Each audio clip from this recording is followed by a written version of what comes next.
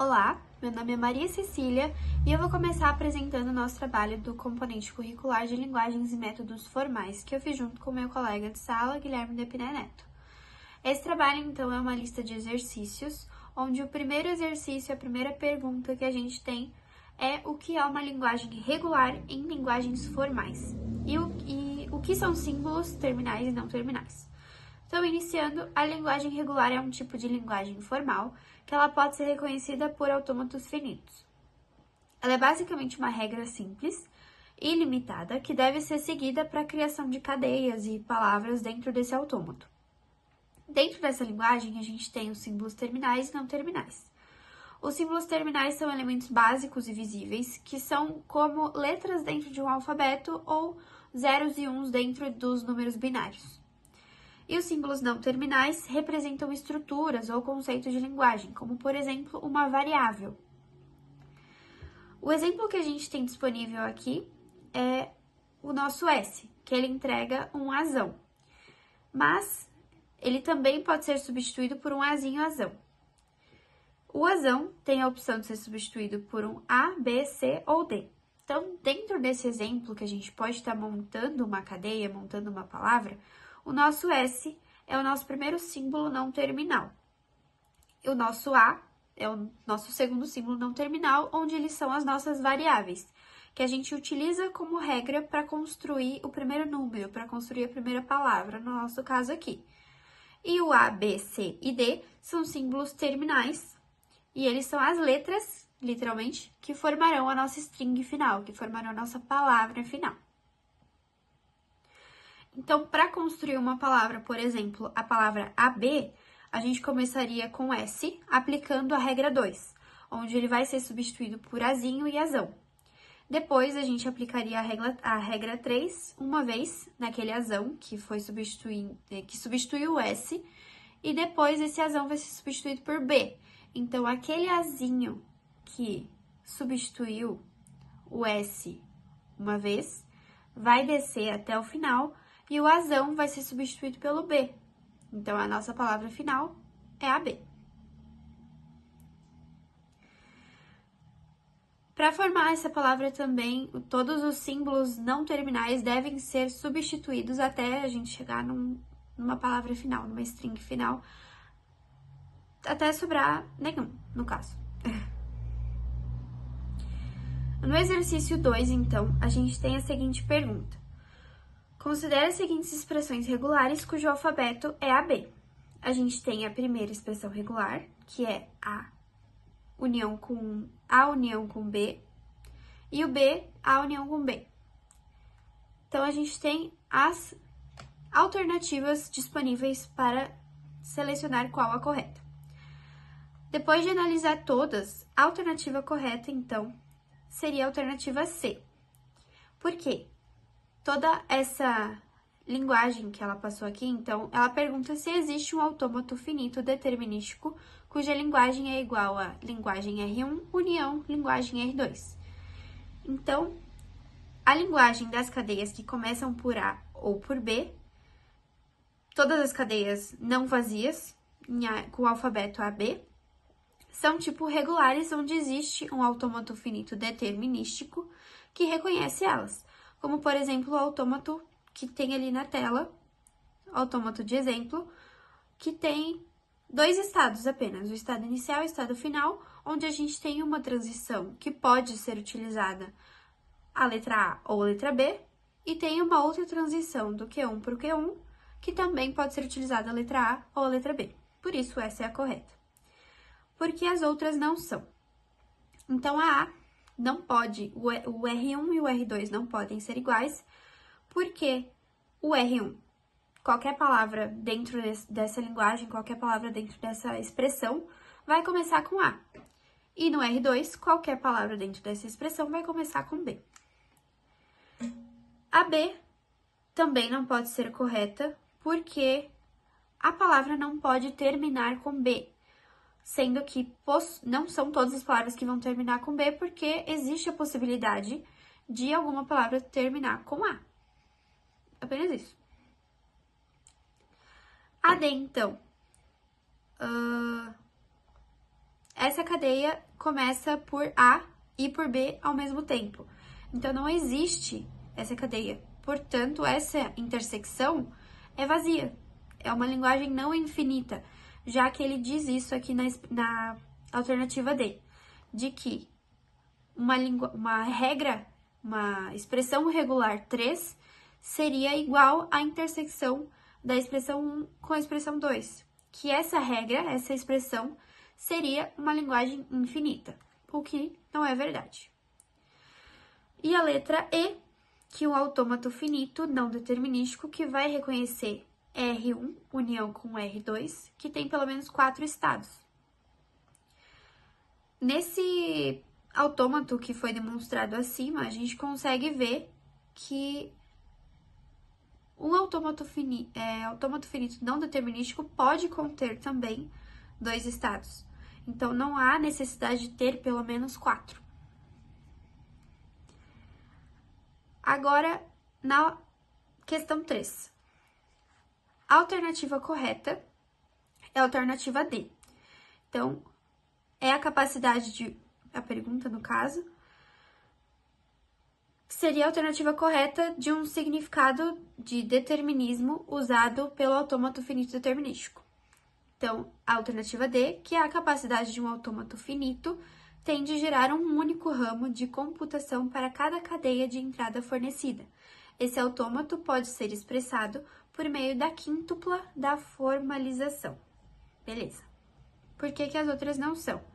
A alternativa A diz que a capacidade de um autômato finito tem de chegar a 2 estados diferentes por meio da transição espontânea de epsilon. Então, essa transição é uma característica que pertence aos autômatos finitos não determinísticos, por isso que ela não pode ser de um autômato determinístico. A B não pode ser considerada porque em um autômato determinístico, cada símbolo da cadeia de entrada deve ser processado sequencialmente. Então, a transição de um estado para outro é obrigatória. A alternativa C também não é correta porque a questão do único estado de aceitação. O autômato determinístico pode ter um ou mais estados. Então, o que vai determinar essa cadeia, se um autômato termina, no caso, em um desses estados após processar toda essa cadeia, e não existe apenas um deles. Beleza. E a alternativa E, que seria a última, o número de estados iniciais, que é apenas 1, e estados de aceitação, que pode ser 1 ou mais, de um autômato determinístico, não define o seu determinismo. Ele se refere à transição de um estado para o outro, com base nos símbolos de entrada. A questão 4, então, era a questão de um autômato com pilha. Qual é a diferença de um autômato com pilha funcionando por estado final e por pilha vazia? A aceitação por estado final, então, é uma cadeia que aceita um autômato que processa toda a cadeia e termina em um dos estados de aceitação pré-definidos. O conteúdo da pilha, no caso, é indiferente, ele não vai importar, ele só precisa passar por todo o autômato e chegar até o estado final.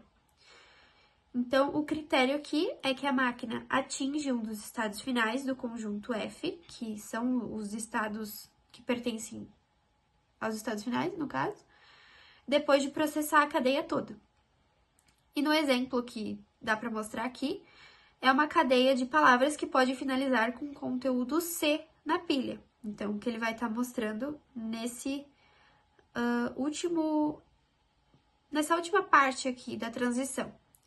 Então, o último estado de transição define que será colocado o caractere C na pilha. E não tem nada que tire ele dali. Então, por isso, é uma cadeia, uma palavra aceita por estado final. Já a aceitação por pilha vazia vai aceitar caso se o final do processamento de entrada, a pilha está completamente vazia, claro. O estado final do autômato, então, é indiferente. A única coisa que precisa para validar se a palavra é realmente correta é se a pilha vai estar vazia. O exemplo, então, que tem aqui é quase igual ao exemplo mostrado anteriormente. A única coisa que a gente tem é essa transição a mais, que vai mostrar que o C que foi incluído na pilha nessa transição anterior precisa ser retirado e no lugar dele vai ser colocado um vazio na pilha. Assim, a pilha vai estar vazia ao final, né? Então, a principal diferença entre esses dois estados, esses dois tipos de autômato com pilha, é que por estado final, a citação por estado final, ele vai se concentrar no estado da máquina. Enquanto por pilha vazia, ele vai se concentrar no conteúdo da memória da pilha. Na questão 5, então, seguindo essa tabela apresentada, a gente formou esse autômato. Porém, ele é um autômato que não tem um resultado final, porque se ele sair do S0, ele vai precisar ir para o S3 ou para o S1. Senão, ele vai formar um conjunto vazio, indo direto para o S4, e assim vai ser aceito. Mas, se ele tentar formar uma palavra, se ele ir para qualquer um dos lados, tentar fazer qualquer um dos movimentos, quando ele chegar no S2, ele vai formar um looping e ele vai começar a voltar toda a palavra até o último caractere. E quando ele volta até o último caractere, ele dá como uma palavra errada. Por isso, não é possível formar uma palavra. E também não é possível explicar como funciona.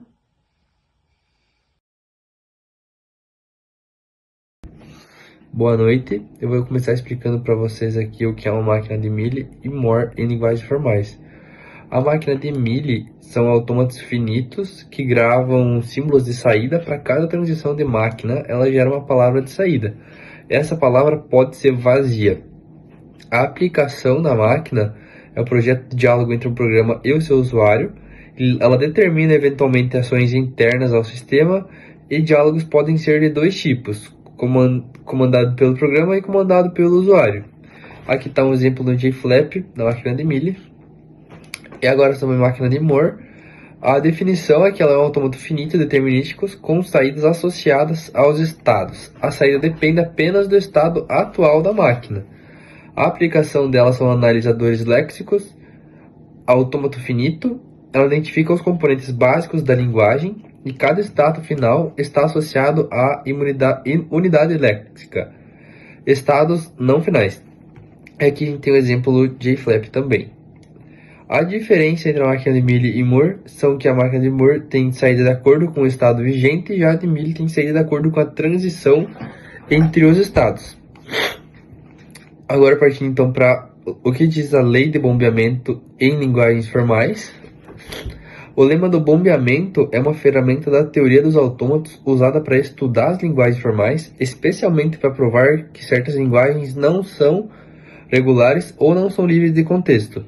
A ideia central do lema ou lei de bombeamento é que as palavras suficientemente longas em uma linguagem podem ter partes repetidas ou bombeadas sem sair da linguagem. Aqui a gente tem dois exemplos, um para linguagem irregular e um para linguagem livre de contexto. Os usos da lei ou lema é mostrar que uma linguagem não é regular ou não é livre de contexto, analisar padrões de repetição nas palavras, auxiliar na construção de autômatos e facilitar o ensino e classificação de linguagens. Ou seja, o lema do bombeamento é essencial para compreender a estrutura das linguagens, verificar sua classificação e guiar o desenvolvimento de autômatos e algoritmos para reconhecê-las. Eu vou explicar também agora o conceito de recursividade à direita e à esquerda em linguagens formais. A recursividade da direita e esquerda em linguagens formais, em gramáticas livres de contexto, a recursividade acontece quando uma regra de produção volta a chamar o mesmo não terminal do lado direito. Dependendo da posição em que esse não terminal aparece, temos dois tipos principais, recursividade à esquerda e recursividade à direita. Recursividade à esquerda ocorre quando o não terminal aparece no início da produção. E, com ele mesmo, esse tipo de recursividade pode gerar problemas em alguns métodos de análise sintática, como nos pares top-down, pois pode levar a derivações infinitas. Já a recursividade à direita acontece quando o não terminal aparece no final da produção. Nesse caso, ele aparece no final. Esse tipo é considerado mais seguro e prático em análise sintática, pois evita laços infinitos e facilita a implementação de parques. Ou seja, a recursividade à esquerda e à direita são formas de estruturar repetições dentro de uma gramática. A primeira pode trazer dificuldades técnicas em certos analisadores, enquanto a segunda é geralmente mais usada em práticas de compiladores por ser mais simples de tratar.